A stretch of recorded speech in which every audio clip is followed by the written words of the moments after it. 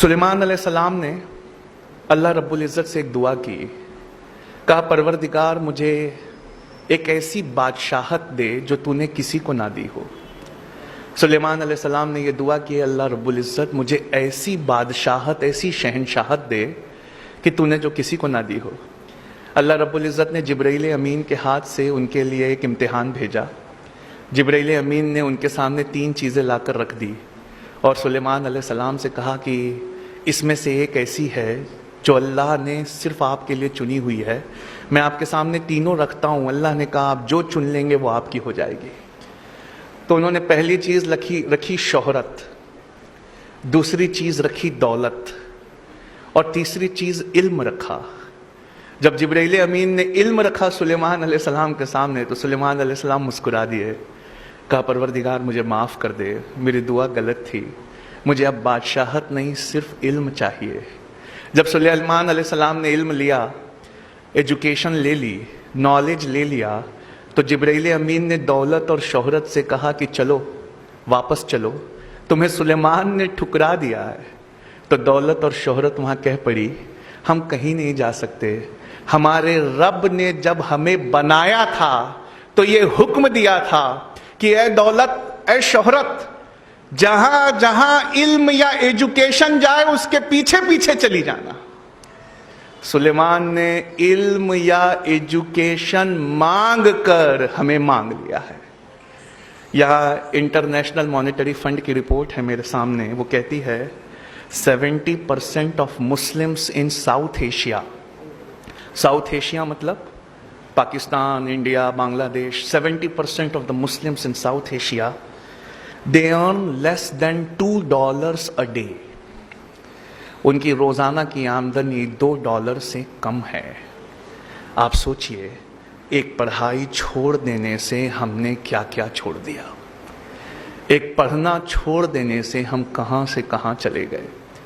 2016 के दिसंबर में Nobel prize दिया गया, पिछले साल का, इस साल का होने वाला है।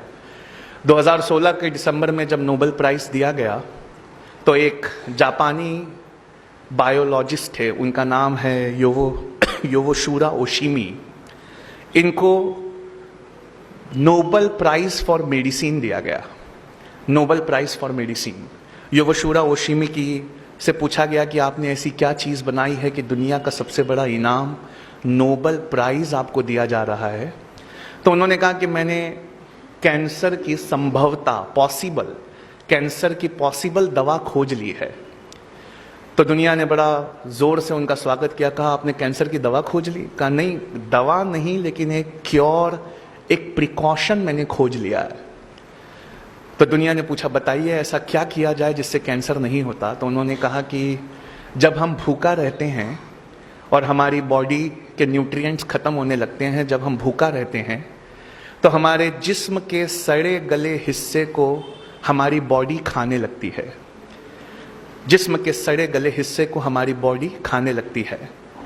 इसे ऑटोफैगी कहते हैं। अगर आप चाहते हैं कि आपके जिस्म के अंदर के गलीच हिस्सों को, सड़े गले हिस्सों को आपका जिस्म खा ले तो आपको भूखा रहना चाहिए। ये खोज मैंने की है। जब बॉडी ऐसे हिस्सों को खाने लगेगी तब कैंसर का क्वांटम या परसेंटेज कम हो जाता है। कहा डॉक्टर योवोशुरा ओशिमी, एक इंसान को साल भर में कितने दिन भूखा रहना चाहिए कि उसमें कैंसर ना पाया जाए? तो उन्होंने कहा 20-25 दिन, तकरीबन 9 से 10 घंटे भूखा रह जाए अगर, तो उसकी बॉडी उसके हिस्सों को खा लेगी, उसे कैंसर नहीं होगा। या रसूल अल्लाह सल्लल्लाहु अलैहि वसल्लम, आज समझ में आया आपने मोमिन पर रोजे फर्ज क्यों किए। आज समझ में आया।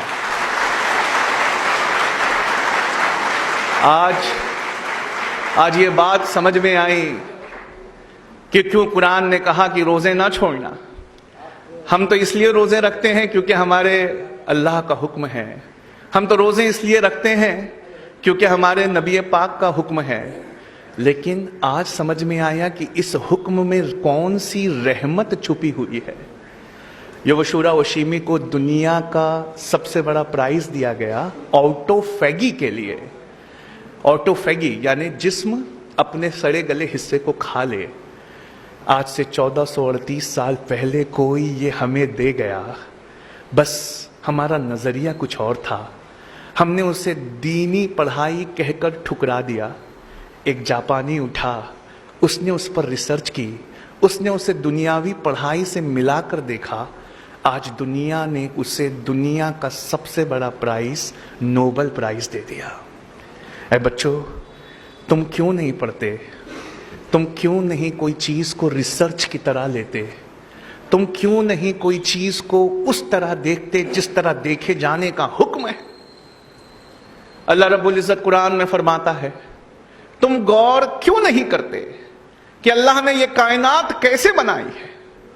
हम में से कितने हैं जिसने ये गौर किया? मेरा ज्योग्राफी का क्लास होता है दिल्ली में, वहाँ मैं रॉजर बेकन को हमेशा कोट करता हूँ। सर रॉजर बेकन ये एक बहुत बड़े साइंटिस्ट थे, 12th सेंचुरी के, यूरोप के फादर ऑफ साइंस कहा जाता है इन्हें। इन्होंने साइंटिफिक रिवॉल्यूशन लाया था यूरोप में। अब मैं इनका एक बहुत प्यारी चीज आपको सुनाता हूँ। सर रॉजर बेकन कहते हैं, बेशक थोड़ा साइंस और थोड़ी फिलॉसफी हमें अल्लाह से दूर ले जाती है। थोड़ा साइंस और थोड़ी फिलॉसफी हमें ईश्वर या गॉड से वो दूर ले जाती है, पर बहुत सारा साइंस और बहुत सारी फिलॉसफी हमें खुदा के बेहद करीब ले आती है। अगर मैं आपसे पूछूं कि क्या अल्लाह है, तो आप में से अक्सर और बेशतर लोग कहेंगे हाँ है। पर अगर मैं आपसे दूसरा सवाल करूं, उसका क्या सबूत है कि अल्लाह है, तो आप कहेंगे बहुत सारे लोग ये ईमान का मसला है, हमारा ईमान मजबूत है। लेकिन अगर कोई मुझसे पूछे कि अल्लाह है, इसका क्या सबूत है, तो मैं कहूं कि ये सबूत तो इसी टेबल पे रखा हुआ है। कहा कैसे?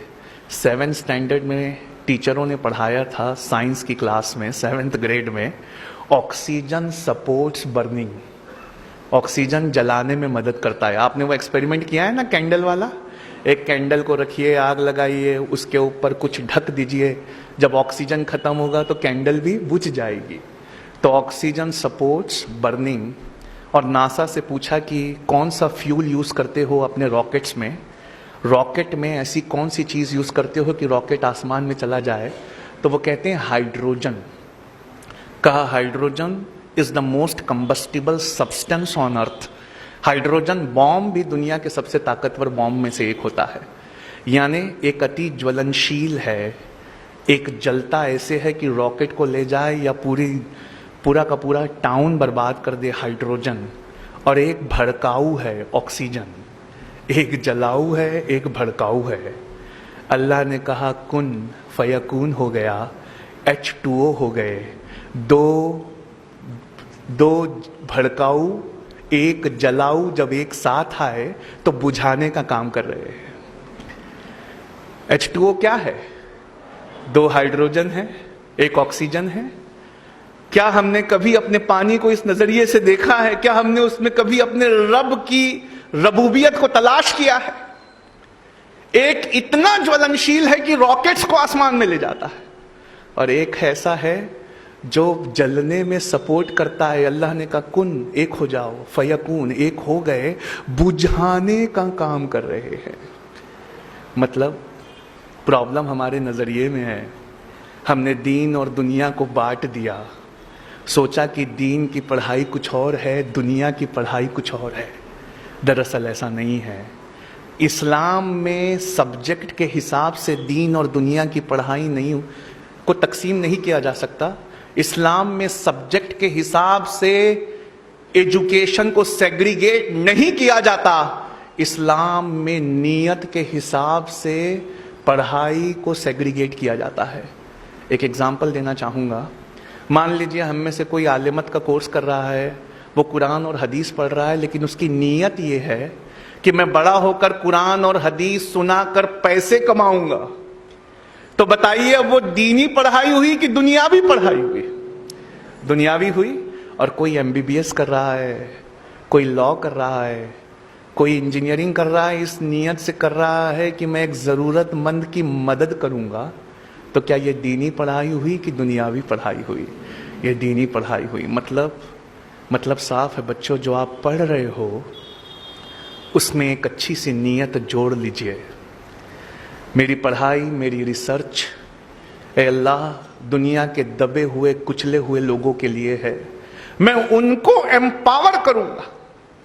डॉक्टर नॉर्मन बोरलॉग ने जब पहली बार ड्वार्फ वेराइटी ऑफ वीट की खोज की थी ग्रीन रिवॉल्यूशन में, डॉक्टर नॉर्मन बोरलॉग ने जब पहली बार गेहूं खोजा था जो दुनिया की भूख मिटा सकता था, तो दुनिया ने डॉक्टर नॉर्मन बोरलॉग से यह कहा था, फादर ऑफ ग्रीन रिवॉल्यूशन से, कि आप जितना सोना मांगे हम उतना सोना देने के लिए तैयार है, जितनी दौलत मांगे हम उतनी दौलत देने के लिए तैयार है, बताइए आप क्या चाहते हैं।